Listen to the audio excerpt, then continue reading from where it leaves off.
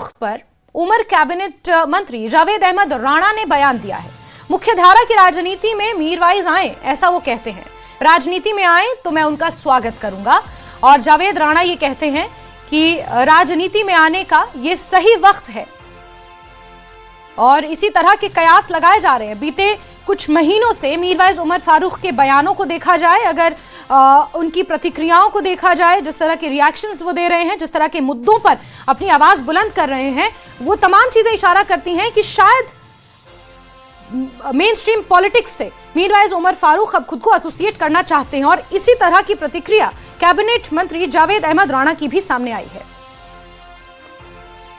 फारूक है, उन्होंने अपने ट्विटर से जो वो chairman all party Hurriyat conference का लगा हुआ था उसको निकाल दिया है। कहीं ना कहीं आपको लगता है कि वो मेन स्ट्रीम की तरफ आप जा रहे हैं, और अगर वो मेन स्ट्रीम पॉलिटिक्स को ज्वाइन करते हैं, क्या आप उसको वेलकम करेंगे? बिल्कुल वेलकम करेंगे।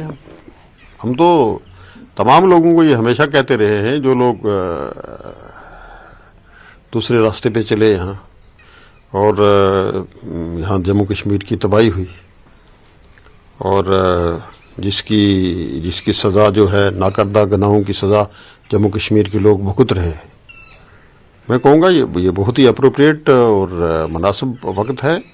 अगर वो मेन स्ट्रीम में आना चाहें तो हमें खुशी होगी। इससे बड़ी हमारे लिए खुशी कोई नहीं होगी।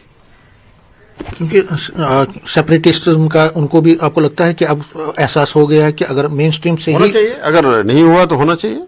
और अगर वो ये रास्ता अख्तियार करते हैं मेन स्ट्रीम पॉलिटिक्स का, तो ये जम्मू कश्मीर के लिए नहीं बल्कि मुल्क के लिए एक खुशाइंद बात है।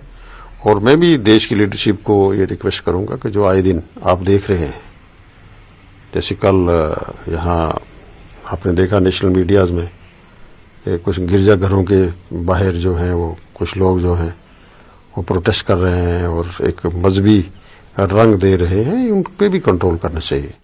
और चलिए